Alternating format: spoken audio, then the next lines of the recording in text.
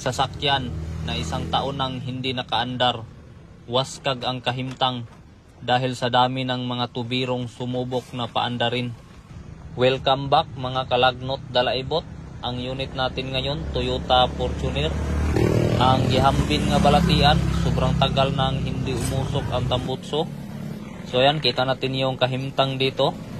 Hinalog-alog ko lang muna yung dashboard. So ayan, temporary lang muna kasi nilang ibinalik yung dashboard dito. Tapos dito sa likuran, nandito yung mga tinanggal nila. Wala na ang intro-intro, simula agad tayo. Binumba ko yung fuel pump, pagkatapos ay niredundo na. So ayan, kita natin na sobrang lakas naman ng redundo. Ibig sabihin okay yung baterya. Kaso ayaw tumuloy yung andar, kaya tinanggal ko yung taklob ng engine natin. At nang malaman natin yung upaw na pahak. So ayan, binuksan ko yung fuel lines dito at nang magkaalaman. Kung isa ka sa gustong matuto, tapusin mo ang video. Another idea na naman itong ibabahagi ko. So ayan, kita natin dito na walang pugsit-pugsit yung fuel lines. Ibig sabihin walang supply na fuel yung injector natin. So para makasigurado, tingnan natin yung injector natin kung may supply ba na kuryente. So ayan, sinaksakan natin dito ng multitester.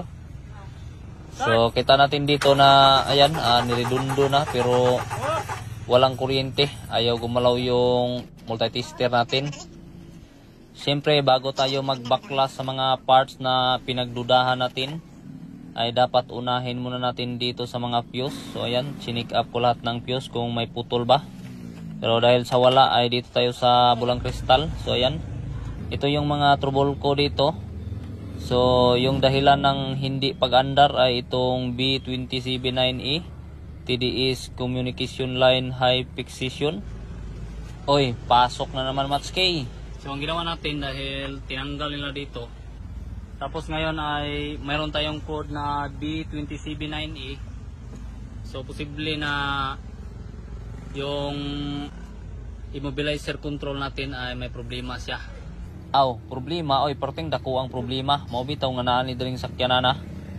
So ayan, itong wire na to, ito yung papunta sa immobilizer natin nandyan sa ilalim.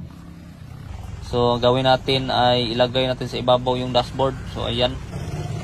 So ngayon ginawa namin dito, tinanggal namin lahat ng mga tinanggal nila na hindi nila nilagyan ng mga bolt. Pagkatapos ay tinanggal namin tong tubo dito sa gitna.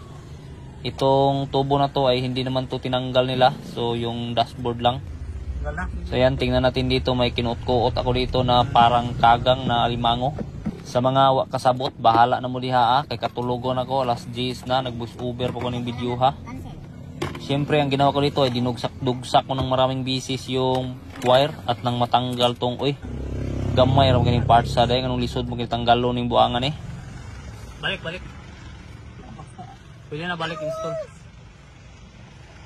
Pagkalisod. Balik.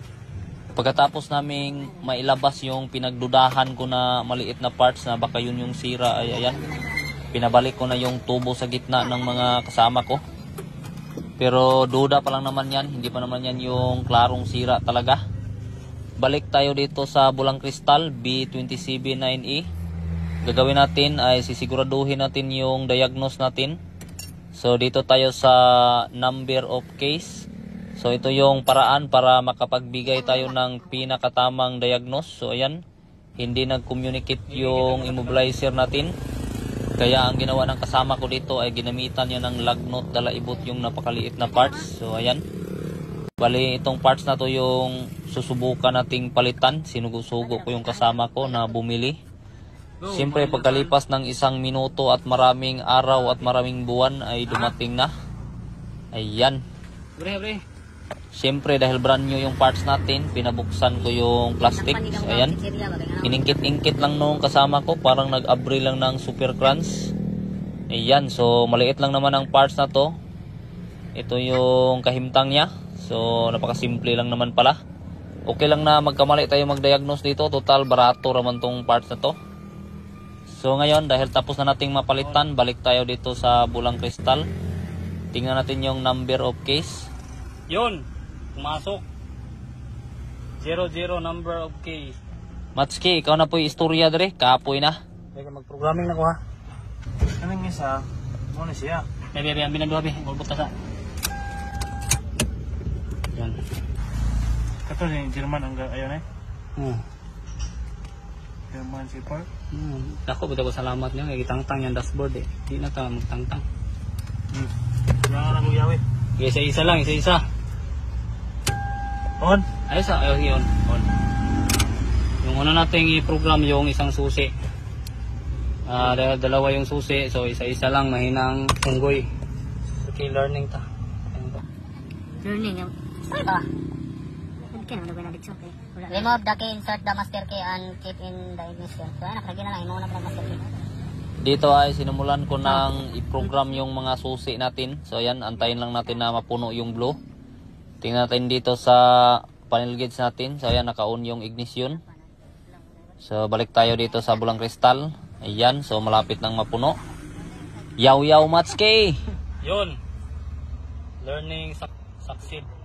Dahil sa nag-succeed na, ay tingnan natin yung number of keys kung 00 pa rin ba. Diyos ko, gano'n. Ha! Ano ba yun?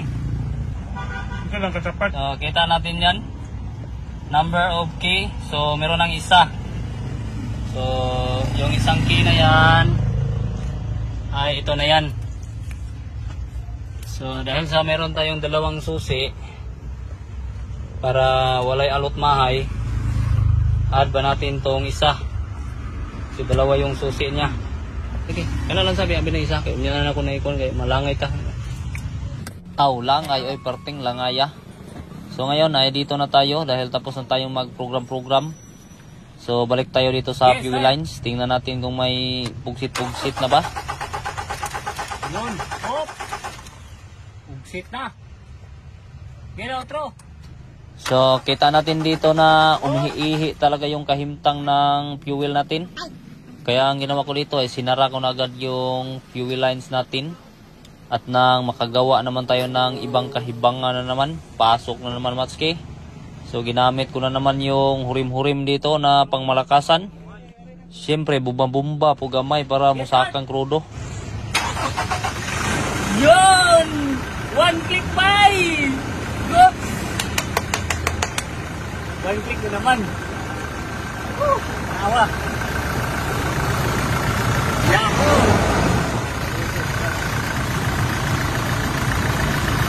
Paano ba yan? Umusok na naman tambok sabay. Aw, umusok manggugaha. So, karon dirita sa sulod. Ayan, pasok Matski. Yun. So, kita natin na waskag pa dito sa loob. Pero yan, umandar na. Goods na goods. Try nating patayin. Try nating pausukin. Yun. So, one click talaga. Malinis pa yung panel gauge natin. Walang umilaw. Unsa mo rin ng airbag, buta ka. Yung pinalitan lang natin dito ay ito.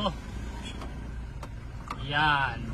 Siyempre, ang ginawa namin dito ay ibinalik na namin yung dashboard at nang maluwas na siya sa kahimtang waskag. Baka akalain nyo na nabaha itong unit na to. So, hindi ha. Wala to. Nasira lang talaga yung immobilizer. May sirbato pa. Ayan. So, ngayon ay dito tayo. Try nating paandarin.